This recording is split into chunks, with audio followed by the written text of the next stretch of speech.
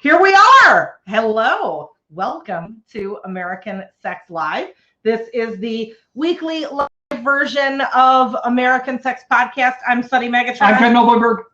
Wow, you're like Mr. Fast Excited Cocaine Man or something. What is it caffeinated tea? Well, no, you're too old for that now. Yes. Tea is your cocaine. No, tea is my cocaine. Okay. Well, that would be awful. Earl Grey. Earl Grey, yes. Oh, God. Oh, yeah. Anyway, we are sexuality educators, pleasure advocates, and kinky perverts, too. And teetotalers. Yes, tea is, well, not a teetotal. You're a tea person, but not a teetotaler. We're the opposite of tea. But teetotalers don't like... That's in reference to alcohol. I don't drink alcohol. I just smoke weed. Oh, I thought teetotalers were also like prudish about sex stuff, too. No. It's just about alcohol? It's anti-alcohol. Okay. He's a teetotaler then. That's true. Anyway, if you listen to our podcast, it drops every Monday. We're actually on hiatus right now, so it hasn't been dropping the last couple of Mondays. We'll get back there. But we got some good stuff coming up. Yeah, this is the live version of our podcast where we get to hang out, where people can give us tips. Look at Cash. Yay! Yeah, so there is a V-coin system here in Get Vocal. You just go down to your comments, you hit the little diamond with the V in it. You can give us tips. Hit the diamond with the V. Yes. I'm sorry. It sounds like a vagina euphemism. Anyway, and you can give us tips. And we love that. Today's going to be fun. I'm really excited. Let me make sure I have any more housekeeping first, which we call ball washing here. Which I just did, by the way. You did not just your balls. You wash your whole body. No, I washed my whole body. Okay. I cut my dick. Razor. I was like, because it's been 2 months since I did any manscaping at all. And it was like... You needed like the hedge clippers. Yeah, and that's like mowing the lawn. I got a couple of nicks. Oh, don't do that. Don't do that. Anyway, so our ball washing. Let's see. If you are new on the phone and you're like on mobile phone, turn the phone sideways. You might be able to see better. We're going to be opening this up for questions a little bit earlier than we normally do today. We'll get there. Right now it's locked. What else? Oh, if you're watching on another platform, that's what I got to tell you, because this is being simulcast on Facebook, on Periscope, on YouTube. And if you're like, hey, how come you're talking about stuff and what are you doing? Seizure eyes. Oh, sorry. How come you're talking about stuff in the comments? I don't see any comments, because you got to be on Get Vocal to have the conversation with us. And another thing you need to be on Get Vocal for is when we stop this broadcast at 9 o'clock Pacific, we hang back and have an after party. Last week, we had Dixie De La Torre on. We hung around and shot the shit for like another 45 minutes, and we had a blast.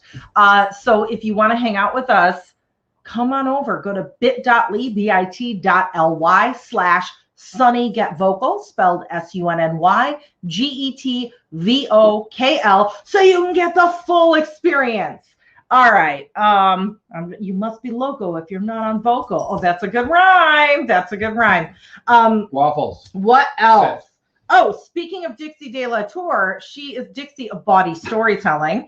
And there is another body storytelling coming up on Saturday night. And guess who's telling a story? Me. And it's kind of cool because I hear a lot of people say, I wish I could go to body storytelling. Well, you can now because we're all in quarantine and it's on Zoom now. Go. I was there last week. Shows every 2 weeks. I was there last time. 500 tickets sold out. So if you're going to get your tickets, do it soon or it risks selling out. People were like freaking out. Capacity again? I have no idea. I think so. So like get them before they sell out. I'm going to paste a bunch of stuff in the comments now. It's a block of everything we need to know for this hour, including the body storytelling tickets. But I have a bunch of geeky stuff about obscenity laws. I have the body storytelling tickets. I have our Discord link and a new album that just came out that I'm loving called Quarantine Queen by Todrick Hall. You have to go listen to it. It's on Spotify and it's no affiliation. I'm not making any money off of this. I just thoroughly enjoyed the fuck out of it today. And I want to let you know about it. You didn't even tell me about that. I posted it on all my social media. I wasn't on social media today. I wasn't on I posted on the Discord. I wasn't on Discord. Okay.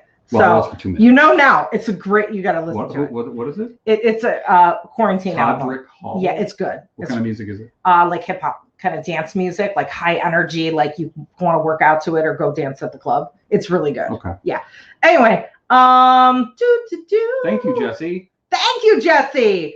Oh, and lastly, every Tuesday night, we're doing a new thing. We are screening our television show, Sex with Sunny Megatron. There's 8 episodes, so we're doing it for 8 weeks. We just did our first episode yesterday. But every Tuesday, we're screening it on our Discord. This is for our patrons at the $10 and up level. If you want to join us, come on. We got 7 more weeks. So we watch the show and then we hang out and tell you all behind the scenes stuff and all the things that went wrong, because there's lots of things that went wrong behind the scenes. You can join us at Patreon, patreon.com/American Sex. I think that's all the ball washing, right? Okay. So today, my balls are fresh. Today, we are going to tell you, we're going to open this up, like I said, a lot earlier for discussion, because I want to make this sort of like a town hall where we share tits. We share tits. We can't do that on this platform because of censorship, which is what we're talking about. So, Zoom, if you haven't seen, there was an article that came out going, Zoom is really pissed off because everyone's using the Zoom platform that's supposed to be for online meetings. They're using it for orgies.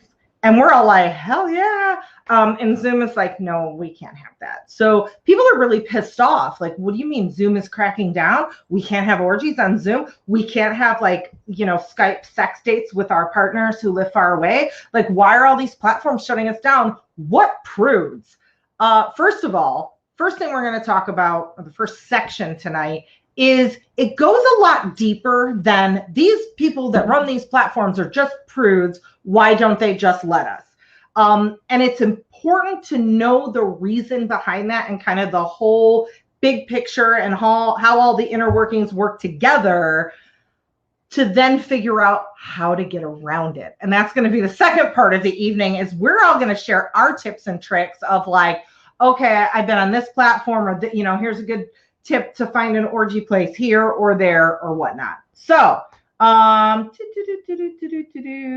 right, just looking at the comments. Okay, so I want to start out saying I'm not an expert on this stuff. I just know from like being in the industry, I know a lot of this stuff. Of course, if I don't access information in my brain, I lose it. So this afternoon, I had to go re-research the shit I knew that I knew once upon a time, but forgot.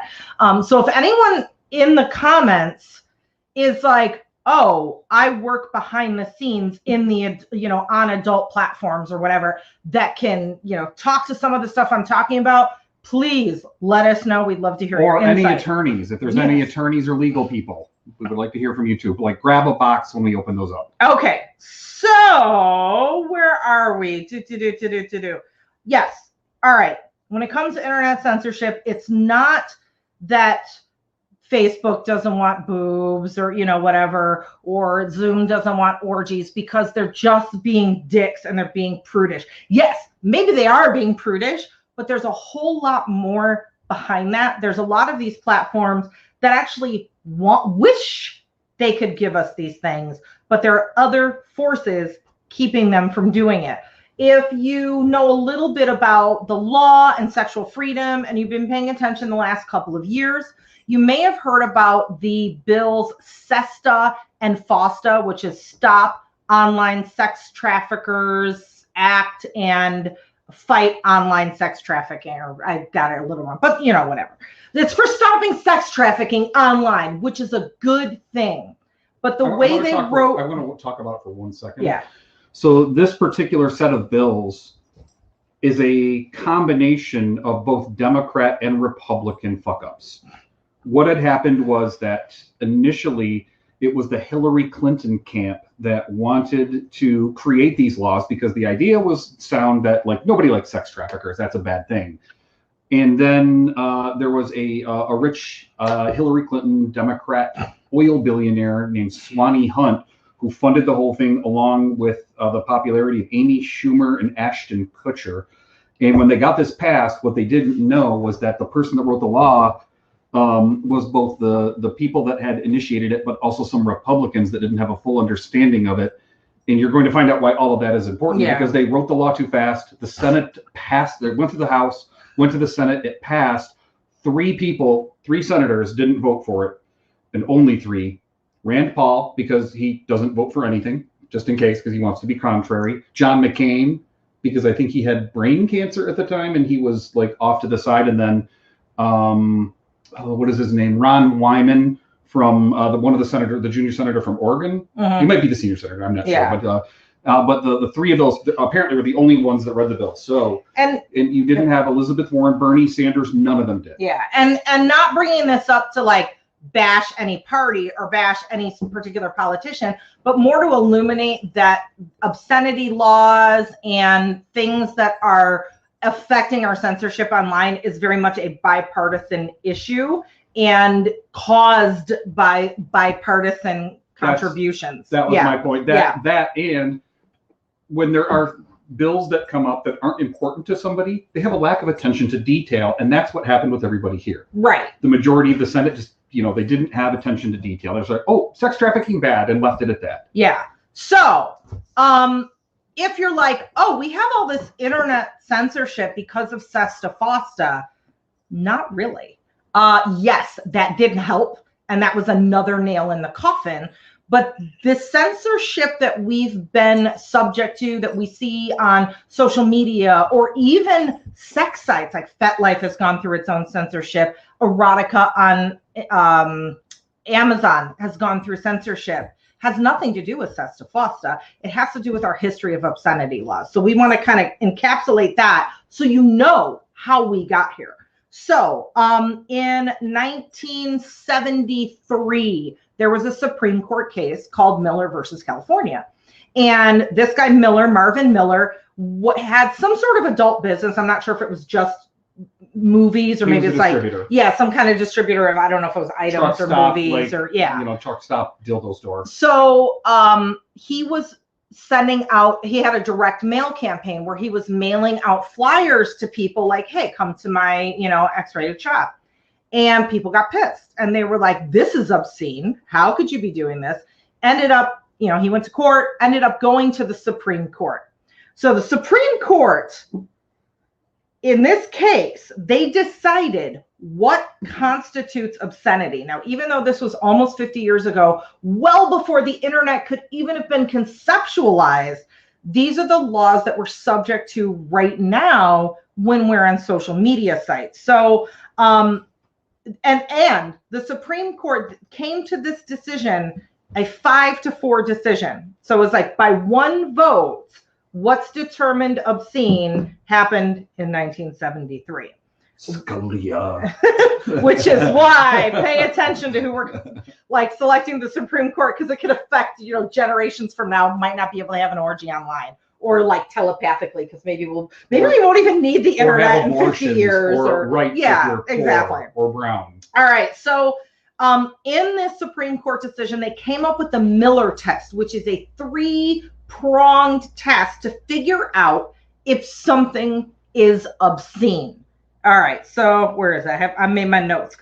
1, whether the average person applying contemporary community standards would find that the work taken as a whole appeals to prurient interests, meaning like, salacious for sex for the purpose of turning you on. Sorry, maybe I should do printed notes from now on. Wait, let me turn down my brightness.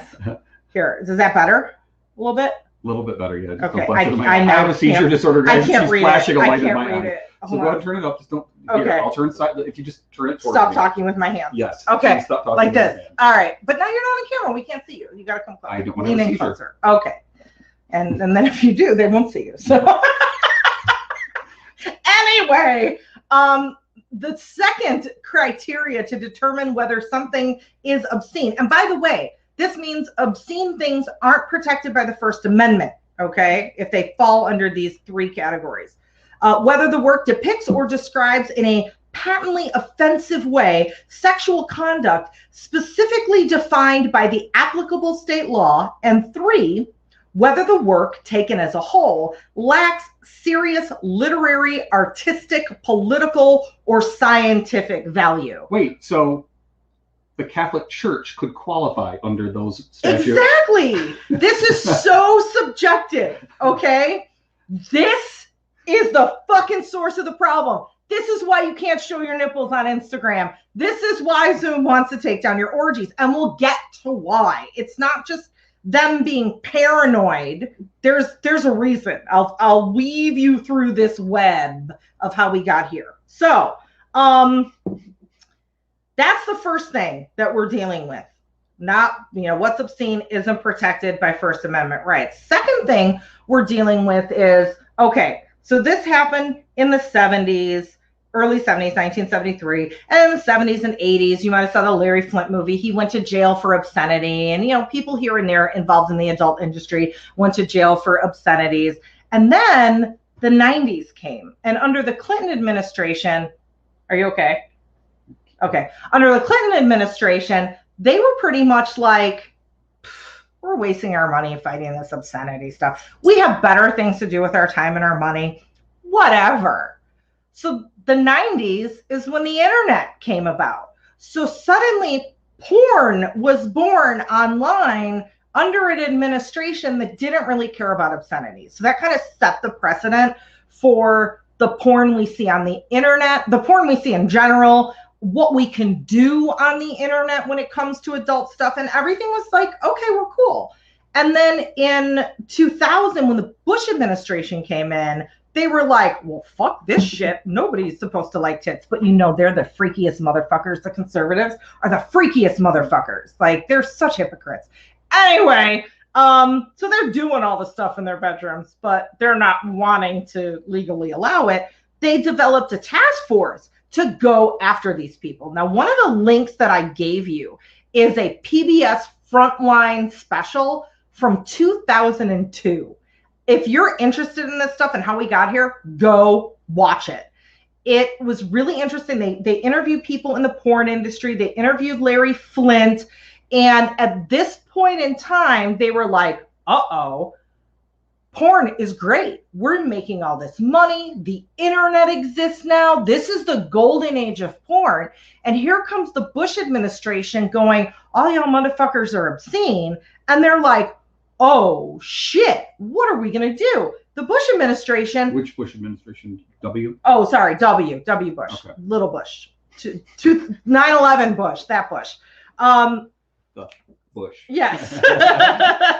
So I actually miss him compared to Trump. I hated him at the time. I thought he was a tyrant. Now I'm like, what we would do for like someone whose vice president couldn't spell potato. Like, oh my God.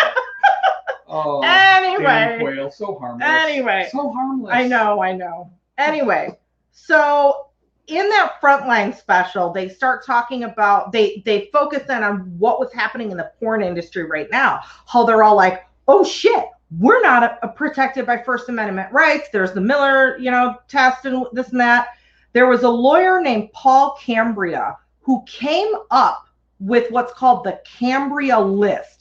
This is not a legally binding list. It was never involved in any court thing. He was basically an attorney to all the porn producers.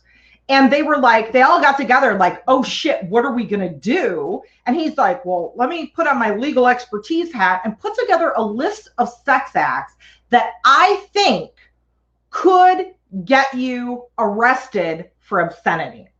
So if you've heard of the Cambria list, or you've heard of like, I thought fisting was illegal and not allowed in porn, this is where it came from. And I'm actually going to read to you the Cambria list, and this is going to blow your mind. So the first thing was the box cover guidelines for like the VCR box, the movie boxes and DVD covers, is you could not, or he recommends you do not use any shots that depict unhappiness or pain on box covers. So now the rest of the list is what can be included in movies. And again, this isn't legally binding, but all the big porn producers made a pact to follow this criteria so they could keep their asses out of jail. So no shots with appearance of pain or degradation. So there goes all your BDSM porn. No facials. Body shots are okay if the shot is not nasty. I don't know what that means. No bukkake, where they come all over your face. No spitting or saliva mouth to mouth. Saliva mouth to mouth? That's like French kissing. I don't understand. No food used as a sex object. No peeing unless in a natural setting like a field or a roadside. No coffins, very specific. No blindfolds. No wax dripping. Wait, did you just say no coffins? No coffins. Yep. No coffins. This list, it gets better. No wax dripping. No two dicks in or near one mouth. Oh, no. That I know. Just there's a lot more to go. No shot of a stretching pussy. No fisting. No squirting. No bondage type toys or gear unless very light. No girls sharing the same dildo in the mouth or pussy, but I guess the ass is fine. Ass to ass. I don't know. Toys are okay if the shot is not nasty. No two hands from different people fingering the same girl. No male penetration. No transsexuals, and this was written in 2001 language. No bisex, which no degrading dialogue like suck this cock bitch while slapping her in the face with a penis. Again, very specific. No menstruation. Like I know. No menstruation topics. No incest topics. No forced sex or rape themes. No black men, white women themes. Okay, so in 2001. 2001. We know right away, looking at porn from what is. So you and me would be okay, because I'm not a black man. Well, okay. First of all, this isn't legally binding. Yeah, it's interracial, but this isn't legally binding. Okay. And this is just a general guideline that they all agreed to kind of adhere to.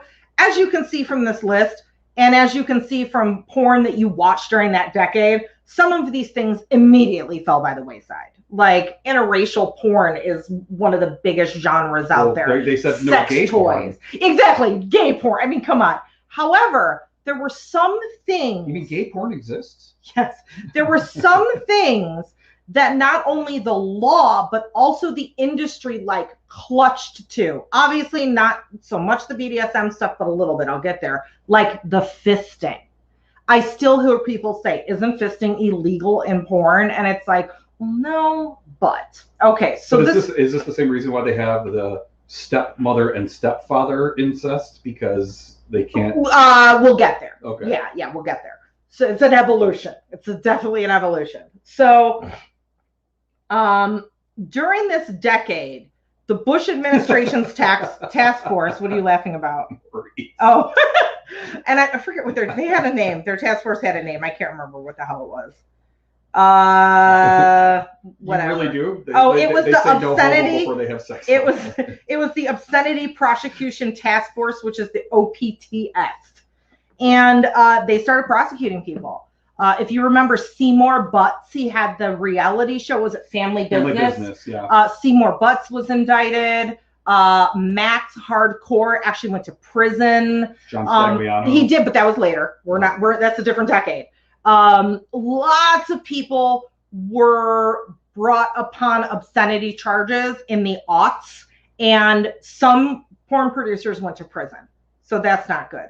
Also, there's something you should know that's going to be important later, is in 1988, there was an act that was brought about that I think most people would agree is a good one, which is the Child Protection and Obscenity Enforcement Act of 1988.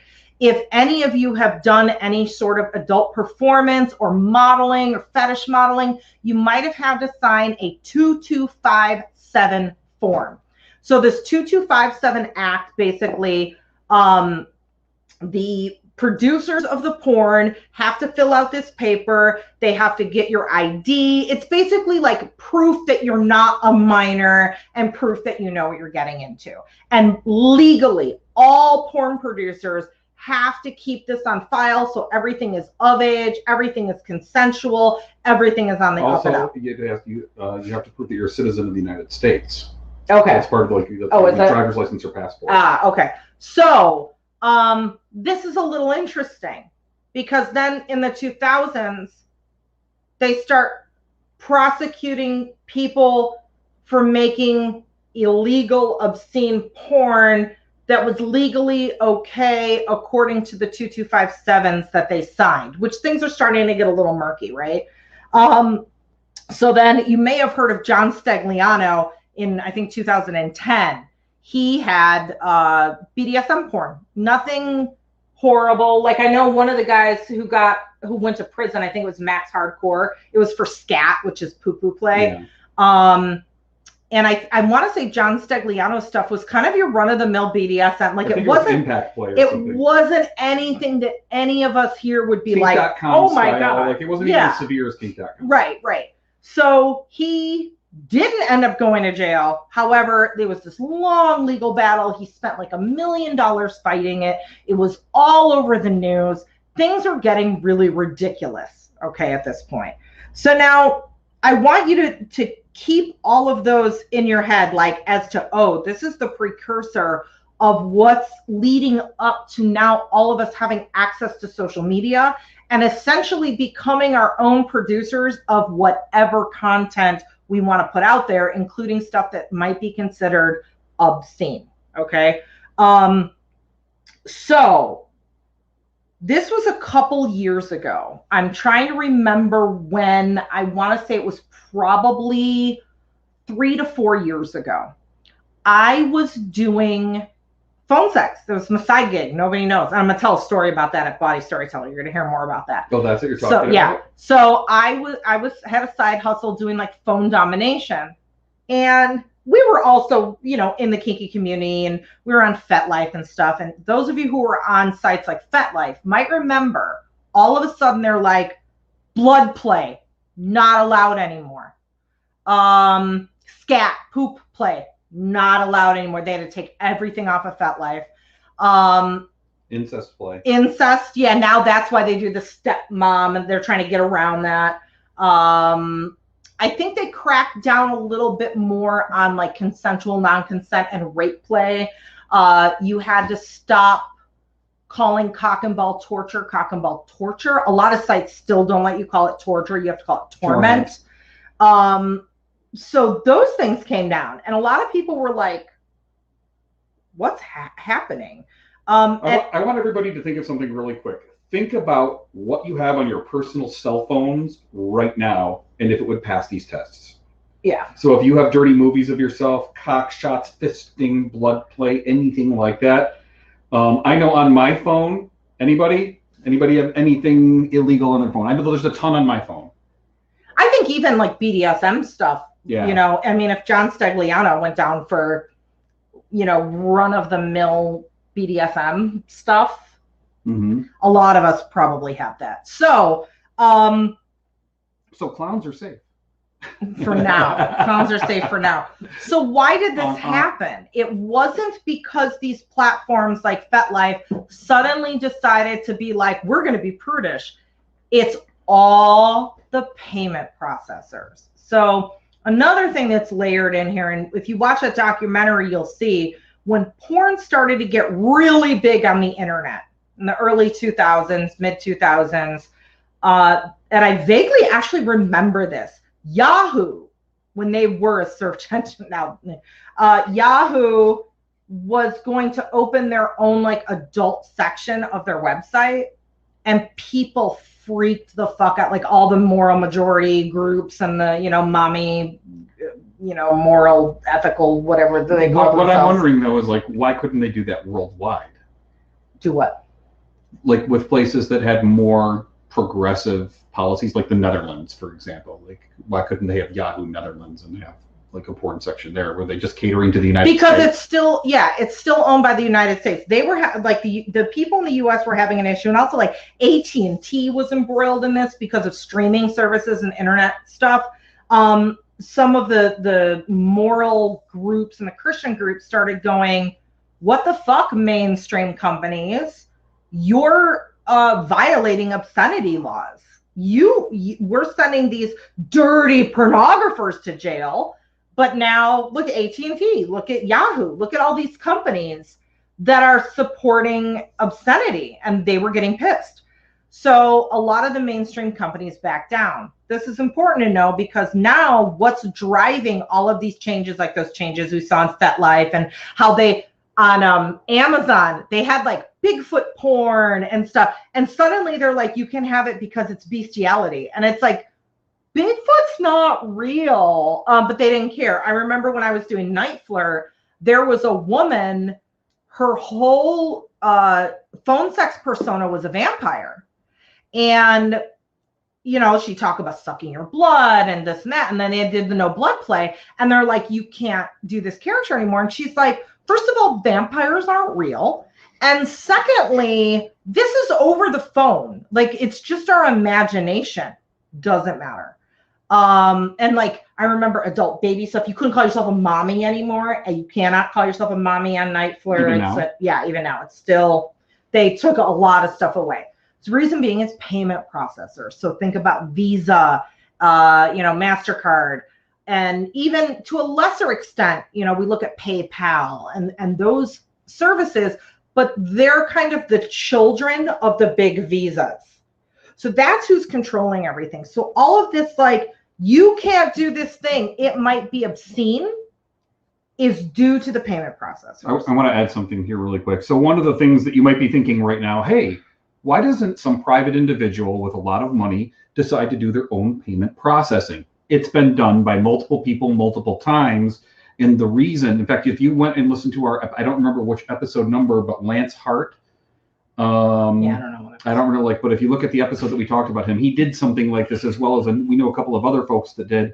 And it was the sheer amount of chargebacks that made it so that they couldn't do it effectively. So they're like, because they were people that maybe had $1 million, but not $20 million. One of the problems is when you are an adult platform, you need to maintain some kind of record keeping for the 2257s. Like if you make clips on clips for sale, or even you upload clips to Night Flirts, many vids, you have to submit your driver's license, fill out a 2257, the whole deal. So they have to maintain that database. There's also a lot of inherent risk in that kind of business because they're dealing with the obscenity laws. They're dealing with potentially someone skirting around the system and uploading child porn or, sex trafficking or that sort of thing. So if you're a creator on those platforms, like if you're a creator on Patreon, the fee they take out is like 2% or it's small, 2.5%, 3%, under 5%. If you are a creator on an adult website, they're going to take 30, 40% of your money. And it's not just because they're like, we make all the money because we're an adult. It's because they have all these extra expenses. Chargebacks, risk. There's like a higher liability for them. So there's like a number of reasons why it's not for being dickish. Legal stuff and insurance, because FDIC doesn't cover it. Right. If I'm not mistaken. Yeah. So now enter Patreon, Facebook, Zoom. I'm not sure what Twitter's deal is. They don't do as much payment processing though. It's like Facebook or whatever. And yes, some of these companies, they're just like, we're not in the sex business. We don't care about sexual freedom. We don't care about First Amendment rights when it comes to sex stuff, whatever. The payment processors don't want us to do that. We're going to make our terms of service where you can't show your nipples. Like we're not fighting that fight. We're not going to the fucking Supreme Court, right? So it's bestiality. We can't. So there are some platforms though, and I see a lot of people going, they won't let me do this, and those motherfuckers, they're so prudish. Why won't they? It's just sex. There's nothing wrong with nipples. I agree with you. However, and one platform thing, it was Patreon, for instance. I know a lot of people that are like, Patreon's really mean to not suitable for work, 18 plus creators, and that's some bullshit, so I'm not going to support them. And I've worked really closely with the team at Patreon talking about NSFW stuff. They have tried and tried. They're like, we want to support this shit, but it's like their payment processors haven't been balls. Like seriously, if you're a mainstream platform, you can't get around this. So now, does that give a little bit more insight as to why Zoom suddenly is like, oh shit, people are having orgies on our service, which they knew. Don't tell me they didn't know. But the thing was, before quarantine, yeah, there's always a percentage of people having sex on Skype and using these mainstream platforms for adult stuff, even though it's technically against the terms of service, and they have to put that stuff about adult in the terms of service, or they're subject to violating obscenity laws. But a lot of times they look the other way. Like Zoom, I'm sure they knew it. They looked the other way. They were on nobody's radar. Nobody really cared. But now it doesn't, there's no advantage to them to look for it. Exactly. Until somebody complains. But now with quarantine, there's all these articles in Vice and the Zoom orgies. Once their payment processors start going, do you realize? Yeah, thanks Vice. Yeah. Thanks Medium. Do you realize that like 40% of your business is coming from people doing naked stuff? And guess what?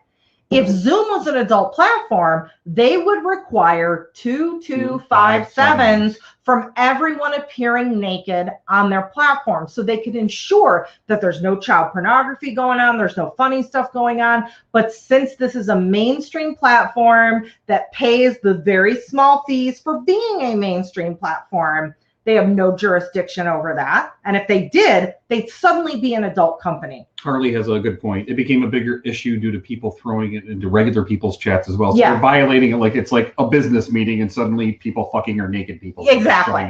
Exactly. So this is important because I'm not going to sit here and tell you, even though technically it's against the terms of service, obscenity is technically illegal. I fucking do that shit all the time. I'm not going to tell you not to do it. But this, I think, is important background to understand why these social media sites are not letting you do naked things. We skirt the line. Like on some platforms, they don't want to deal with it at all. They're like, you're talking about sex ed? That's too close to sex. That is, we don't know. Like there's some people that go, I'm doing sex ed, but their sex ed is showing their tits and actually demonstrating on themselves, versus maybe someone else who's a sex educator is like a therapist on a turtleneck. They're just like, we don't have the energy to monitor the difference, so we're just not going to allow it. And that's one of the reasons why we like Get Vocal here, because they understand the value of education. And before we started broadcasting here, we're like, we need to sit down and have a talk, like of what we do. We were very, very blatant, and we talked to them about all the legal responsibilities and the laws and all of this stuff. We actually had a nice long talk with everybody that was a big wig at Get Vocal, and they were very responsive to it. But we wanted them to be aware, because I don't know, like, it's not that we're dirty, but like we definitely come with like sexual baggage. Like the word sex is in the name of our podcast. Yeah. And okay, so Rachel asked, how do cam services, how are they different? How is it allowed? First of all, when you sign up to a cam site, even like anybody who appears on screen has to have a 2257, and they take like 50% or more of the performers. Even tube sites, like if you're in part of the model program and certain, like, Pornhub or whatever, you need to submit 2257 information, and they keep that database. So that's one thing. The second thing, and again, this isn't my area. I've not been behind the scenes running, big business in adult. But nutshell, from what I understand, they have to pay a lot of money in legal fees, payment processor fees. They can't always use the same payment processors that the default world can use. There are a whole separate class of payment processors that cater to the adult industry. And that's where you see those fees of 15, 20, 30, 40%. By the way, one of the things, if you're interested in the subject, pick up a copy of AVN magazine, because the ads in there are all the people that deal in the business of supplying money services to adult companies. That's like a third of the ads in AVN magazine. Or even if you payment processors of some sort or other, or something that lets you do a thing that lets you do a thing that makes payment processing. Let's say you're going to open a Spotify store and you want to sell something. If it's an adult product, suddenly they're like, you can't use our regular payment processors. And I don't know if it's like Square or, whatever. They're like, you need to get a special adult payment processor, and you're in a whole different category. I will tell you something. On Patreon, we wanted to do a perk for y'all. That was butt plugs. And we talked to Patreon and we were like, is this allowed? You know, like, because it's kind of like you can misconstrue that as we're selling adult products. So before we move forward, we want to make sure this is allowed. And at first Patreon was like, I think so. And I think the person I was talking to just didn't know that much about adult, because I was like, I'm really surprised she just didn't say no from the get-go. Huh? And then she came back and she was like, oh yeah, we can't let you do that because it's like you're selling a butt plug and you're using Patreon as a payment processor, and that's considered an adult product, and then we will get in trouble. By the way, so my idea was to actually take the butt plug that we had that was sort of decorative, and we were going to call it a paperweight. Yeah, but we already let Patreon onto the deal, so we fucked that shit up. I'm going to open up the chats real quick. So we thought this background was really important because we're all using the internet for fucky stuff now. Like even the most vanilla people that maybe wouldn't have before, because we're in quarantine, everyone's fucking online. And of course not everyone, but a lot of people. So we wanted to open this up. Hold on a second, Rachel. Okay. She's a sugar baby, but lost sources of income due to SIP. I'd be interested in hearing your thoughts and recommendations for camming sites. Totally get it if you don't want to. Yeah, let's say particularly since Night Flirts, OnlyFans, AVN Stars. Well, you can't. Chatterbait. Night Flirt is a little weird because you don't cam directly on Night Flirt, at least that I know, unless they changed their infrastructure, which I don't think they did. You have to, and this is the hokiest thing, you have to keep your phone running so it's collecting, and then go on like Skype or something, because they don't have their own video platform, which it's like, but it's against the terms of service of Skype, and people were getting their stuff taken down. It's really clunky, but you can do that. But Chatterbait, you can, and that's a live camming service. OnlyFans, you make content and then you upload it, and it's the same thing with many vids, clips for sale, Cam Soda. And then Lucas, can you clarify, how does giveaways go along with their TOS? Do you mean like if someone's doing a giveaway on like how they don't allow giveaways on Patreon? Is that what you're talking about? Clarify and I'll answer. Yeah, it's one of our new sponsors is mygirlfund.com. I haven't used them personally. From what I've looked into them, they seem pretty decent, and they support like, you know, kind of the sugaring thing. That might be one to look into, but again, I don't have personal experience with them. I have talked to a couple of people that are sugar babies, and now that I think about it, they said that they liked the service, okay, but they were not terribly experienced with it. Like it's people that have been sugar babies for under a year. My girl fund.com is they're one of our sponsors, and like you set your own prices and you kind of make your own thing. I don't know the back end of it at all. So like the random sex toy giveaways that you guys had when first beginning Rachel, Patreon. really important. I want to reiterate that we don't endorse anything that we haven't fully researched. So this is not something. This is a thing we know. It's not something that we endorse. And I've heard things from other people, but I don't have personal experience. So with the giveaways on Patreon, that's actually a whole different set of laws. Like I used to work in mainstream advertising for beer. And I know like California has really weird giveaway laws when you're doing a giveaway of anything. It's not adult or whatever. And so Patreon doesn't let you do giveaways of anything. I couldn't give away baby bottles. I couldn't give away stuffed animals, or not give away, beer, like a contest. I couldn't do a giveaway, a contest, because you were using their platform for gambling. So that has to do with the gambling laws, why you can't use. But you can do that shit in Vegas. You can, but like if you're using Patreon as a platform for a raffle, you are now gambling, and you're subject to all of those the gaming laws, and you can't do that. So that's why. Unless you're in Vegas. But we were actually going to have a level where if you were everyone at that level got a butt plug, so we weren't going to be giving them away. So on Patreon, you'll notice I still did giveaways. I just kind of called them, you get random surprises in the mail on the platform. And I don't even know if I used the word giveaway, like I skirted around the words, and I didn't say anything about that on the platform. So that's a way you can kind of skirt around it. There are lots of ways you can skirt around. And I would love to hear from y'all if you found ways to skirt around stuff. Like with Zoom, I don't know that much about Zoom. From what I'm understanding, from what I'm hearing, it's encrypted to the point where they can't see what you're doing. Like they can't just go and, I think this is what I'm hearing. I don't know if that's true. So I've talked to some hacker friends. Okay. I know people can hack into it. I'm talking about the people at Zoom in the control room can't be like, what's this meeting about? And pop in. By the way, like, I refuse to get on Zoom just because there is such major security issues with it. If you have an Apple product, they can actually hack into your phone or your laptop or your iPad and take over the camera. Yeah, it's a huge issue with that particular. So that's and I won't use it for that reason. I've never been a host on Zoom. I've been to other people's Zooms, like Body Storytelling Tonight is on Zoom, and I feel okay being an attendee. But I don't know if I would ever create an account and be a host on Zoom. That's just not something I'm interested in.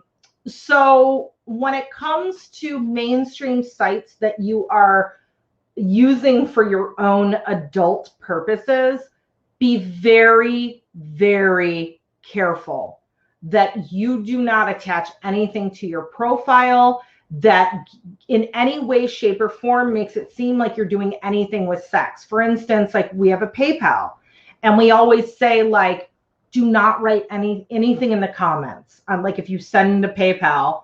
That's really important because I made a joke once. I got somebody's PayPal suspended. You remember that? Oh yeah, you were like, "Thanks for last night" or something. Yeah, literally, it was like, "Thanks for last night," and they took that as payment, like that, for sex, as I was an escort. And yeah.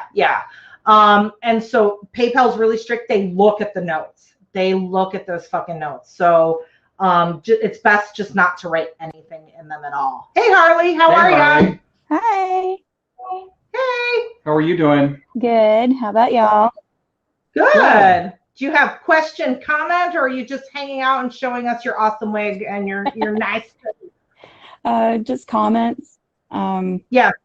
So like a lot of the issues with the mainstream websites, even though they're international, the biggest problem is where their headquarters are located at as to what laws you will have to follow. That's why like a lot of people have a problem with Discord, because they don't understand that, yes, it's international, but we have to follow American laws because Discord is based in California, USA. So that's why a lot of the servers on there have to say, you know, no child stuff, no references to child stuff, no even hinting at underage. If we catch you being a minor, we can't let you in here. It's a lot of technicalities you got to watch for with mainstream platforms. And then also a lot of ways places get around with stuff, especially if you notice if you get stuff from China or Japan, if you get anything even close to referencing adult themed, they will call it it's a decorative item, it's a plushie, it's a which is how we got the rabbit vibrator. Like that's how, you know, that the rabbit vibrator. And if you looked at the early models of the rabbit vibrator, they actually have like a smiley face on the head of the cocker. Yeah. Because they didn't want to. By the way, this is one of the reasons why a lot of sex workers are using Proton Mail. It's hosted in Australia and it's encrypted.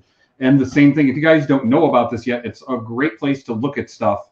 If you like looking at adult themed things, Switter, which is sex worker Twitter. It's and it's hosted through Mastodon, which I believe is also hosted in Australia.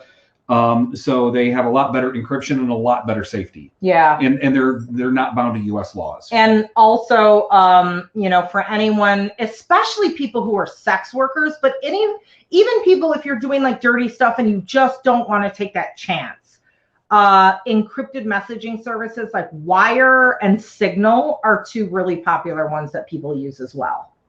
Yeah. Yeah, it sucks. And I'm actually surprised though, because on Discord, as you know, our community's new. I think we're like, 8 days old or something. I was really nervous. Like, okay, what can we say or not say? And we decided to open a dirty area, which will be open soon. But it's like, that's one of the things I'm doing is I am getting, even though I don't want all of their personal information off of their ID, I'm going to have people do like a verification where they show their driver's license next to their face, black out everything except for their picture and their birthday. And then also have, you know, the name of the server and their name. Just if anything ever comes back, I can be like, no, here, you know. It sucks. I don't want to be responsible for that stuff, but I also don't want to go to jail. So, you know. Yep. And that's what a lot of the servers do on Discord if we are even remotely close to anything kink or sex related, is just to cover ourselves. So that way we can say, no, one of our mods, one of our admins, somebody verified this person and saw their ID. Right. Yeah. Are you content with our security for our Discord right now, Harley? I'm sorry? Are you content with the level of security that we have on our Discord server? Oh yeah, it's good. Like, okay. We would be fine. I mean, we're always trying to improve it and working it. Well, she is always trying to work on it and improve it. Yeah. That's 100% Sunny. Yeah. It's like with all the red tape, you have to be careful with how you put things up. Like, you can't just open a server and not put in, you know, we don't accept this, this, and this. Or there's already been like, I was surprised because like I've had a decade of experience using Discord, but I've only used it for my gaming groups of like, you know, there's like 6 people in a gaming group. So like, and none of us are going to give the info to the server out or anything. We've never had an issue. Rachel asked, couple comments. Mr. S said, if you record in Zoom, they have access supposedly. And I did hear that if you do the recording, then they will have access to what you're doing.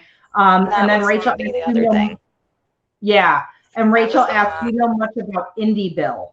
I have used IndieBill before. I liked IndieBill strictly from a user or a receiver of money's perspective, because I want to say they only took like 20% or 15%, which is really low for the industry. But I don't know much about them as a company. And I want to say I only received maybe 2 payments through them. So they seem kind of cool, and I've heard good things from people, but again, don't necessarily take that as an endorsement. Crystal, where'd you go? With Zoom, you want to be careful with Zoom right now because they're really cracking down on this at the moment.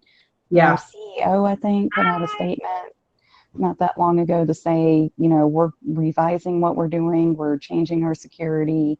So they may start checking chats, they may start cracking down on how you can get in and out of chats or recording it and saving it to their servers. So yeah, Zoom I would shy away from right now because they're going to go through a huge change. And yeah, I know Skype, they cracked down a couple of years ago. What are you doing? Trying to pick up Crystal. Oh, but we're different. Like, people are seeing us in different orders, so it won't make sense. Okay, so I know Skype did like kind of a crackdown a couple of years ago, but not that much. But I'm thinking, just the way everything's moving with, you know, obscenity stuff and payment processors getting weirder and weirder and weirder, and then Sesta Fosta, and then suddenly everyone using mainstream products for sex because of quarantine.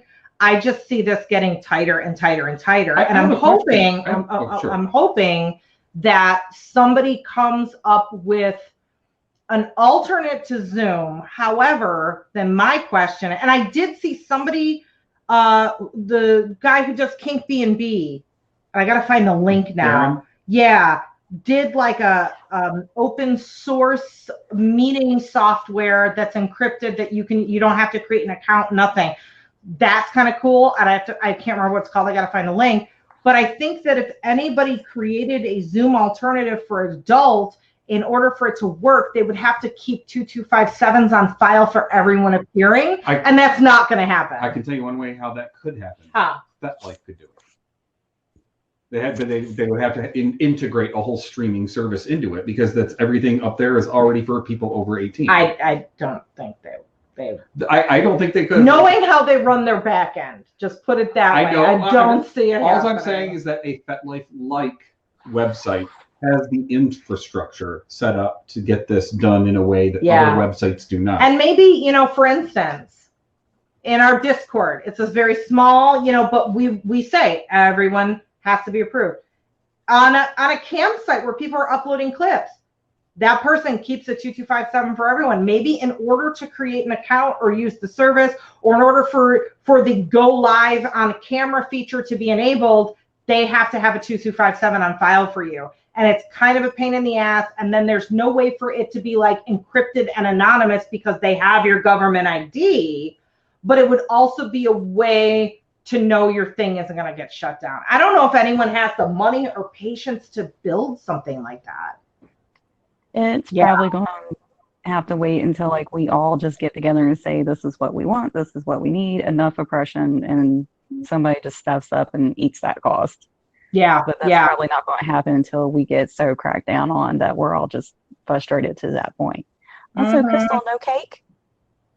Yeah, how's your cake going, Crystal? Tell me about the pies. Fuck the cake. Pies. Actually, real quick, I don't mean to cut you off, but we have 4 more minutes. Can we keep it on topic until we stop the broadcast, and then we'll shoot the shit and talk We'll talk about pie afterwards. Yeah. I was just say, Hard to hear you. Can't hear you. oh, I went away. Can you hear me now? Yes. I miss casual encounters on Craigslist.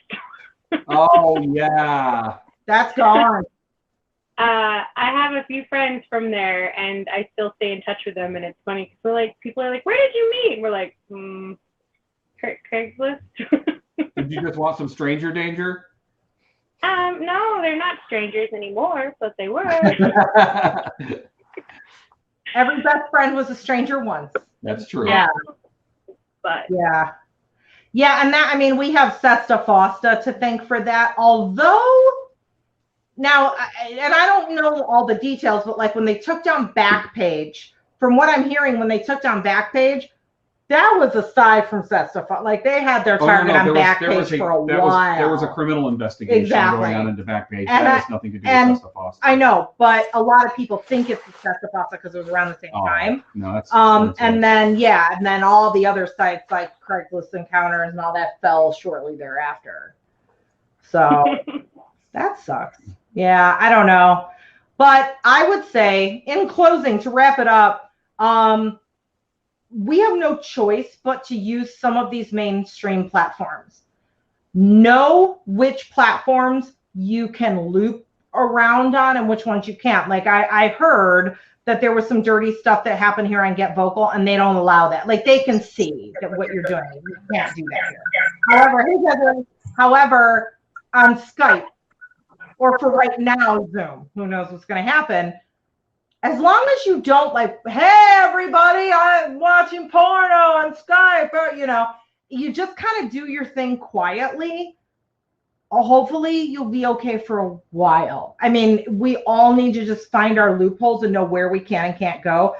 Mainstream platforms like, Periscope, Facebook, Instagram, those are a no. You know what I mean? I don't know. Any other points? It's so fucked out. It's so fucked up. We need government files so we are outed on record. Exactly. But no protections from being discriminated in employment for sex work.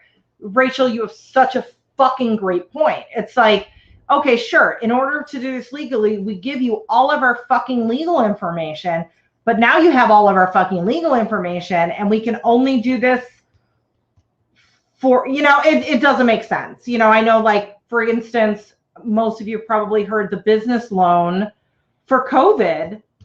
It excluded, businesses that have to do with sex, even legal ones, even, even sex toy shops, even, sex coaches, people who are strippers, anyone who does legal sex work couldn't get a business loan. But they can take your taxes. They can sure as shit take your fucking taxes. So yeah, I'm fired up and pissed. And no other job options once you're outed. Yeah, there was just an article I posted on my Facebook page about a woman who worked at a car dealership somewhere, I can't remember where, and had an OnlyFans, and her male coworkers North Carolina saw her on OnlyFans, and she got fired. While they're whacking off to OnlyFans, and she got, so yeah, it's fucked. Yeah. Okay. So I'm going to say goodbye. I want to remind you really quick to Don't go anywhere. Yeah, don't go anywhere. If you're watching on one of the simulcasting sites that's not Get Vocal, get your ass over here. bit.ly, bit.ly/Sunny, SUNNY, Get Vocal, GETVOKL, all one big word. Also, buy your tickets to Body Storytelling Saturday night. I'm going to, again, paste in the chat all of those links that I did in the beginning. It's a little bit of everything. What else? Come to our Discord. Join our Discord. We're opening the dirty area. You got to earn your way into the dirty area, though. That's at bit.ly Discord/ASP for American Sex Podcast. And what else? Am I forgetting anything? Is that it? Are we good? We're good. All right. So this has been your depressing history lesson of why we can't flash our tits right here. Until next week. Oh, it's fine because it's a man nipple. So join us next week right here on Get Vocal next Wednesday. I think we're going to be talking to the folks from Off the Cuff Podcast. I think it's not 100% confirmed. If it's not next week, it'll be a week coming up soon. It's Dick Wound. And we're going to stop the broadcast and we're going to hang out and have a party. So